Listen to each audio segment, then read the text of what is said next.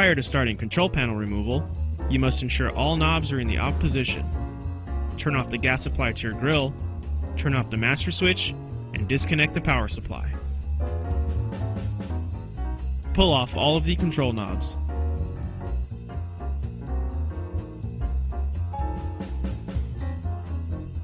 Slowly lift away the lighted bezels to clear the valve stems, and carefully disconnect the wires found on the back of the bezels. Use your fingernail.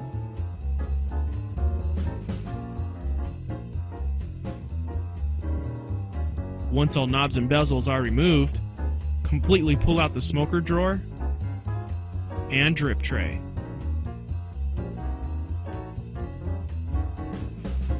Unscrew and remove the control panel screws and washers. Store in a safe location for later reinstallation. Lift the control panel up and outward, allowing it to hang from the internal chains. The drip tray frame also provides support for the panel. To replace, set the control panel back over the front lip of the grill, being sure that the lid closed sensor protrudes through the hole on the upper right of the control panel. Replace the screws. Replace the smoker drawer and drip tray. Replace the lighted bezels and control knobs. With the knobs in the off position, turn on the gas supply. Reconnect the power supply.